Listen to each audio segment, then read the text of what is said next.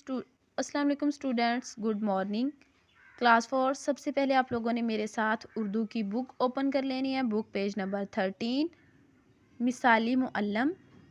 मिसाली जो हर किसी के लिए मिसाल हो, और मुअल्लम उस्ताद या सबक जो है कोई इल्म सिखाने वाला। तो स्टूडेंट्स, हमने इस चैप्टर की जो है वो रीडिंग और वर्ड्स मीनिंग कर लिए थे। अब स्टूडेंट्स ये देखें कि पेज नंबर 16 पे हमें दिए हुए सवालों के जवाब लिखने हैं। तो यहाँ पे पहला सवाल है, खाना काबा की दीवारें उठाते हुए सैयदना हज़रत इब्राहीम अलैहिस्सलाम ने क्या दुआ की थी। तो यहाँ पर देखें स्टूडेंट्स, सबक नंबर 3 मिसाली मुअल्लम, इसका हमने करना है सवाल नंबर 1।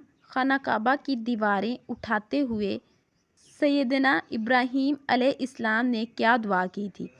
तो स्टूडेंट्स, अब हम इसके आंसर की तरफ आते हैं, जवाब की तरफ आते हैं। जो है सैयदना इब्राहीम ने जो दुआ मांगी थी वो बयान करते हैं। ए रब, उन्होंने दुआ की थी, ए रब इन लोगों में खुद इन्हीं की कौम में से एक ऐसा रसूल भेज दे जो इन्हें तेरी आयात सुनाए, इनको किताब और हिकमत की तालीम दे।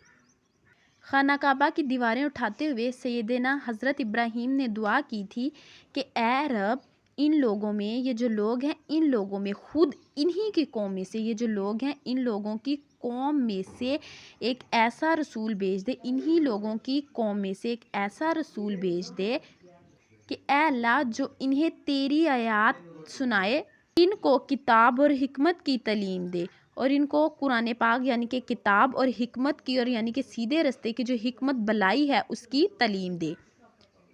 ए रब इन लोगों में खुद इन्हीं की कौम में से, ये जो लोग हैं, उन्होंने दुआ की थी, हज़रत इब्राहीम अलैहिस्सलाम ने दुआ की थी, ए रब इन लोगों में, ये जो लोग हैं इन लोगों में, खुद इन्हीं की कौम में से, ये जो लोग हैं इनकी कौम में से एक ऐसा रसूल भेज दे जो इन्हें, एक ऐसा रसूल भेज दे जो इन्हें तेरी यानी कि अल्लाह ताला की आयात सुनाए, इनको किताब यानी कि कुरान पाक और हिकमत यानी कि भलाई की तालीम दे। तो स्टूडेंट्स, ये क्वेश्चन नंबर 1 जो है, आप लोगों ने इसे अच्छी तरह से अपनी नोटबुक्स पे राइट करना है और याद भी करना है। ये आप लोगों का आज का काम है। ओके स्टूडेंट्स, अल्लाह हाफिज़।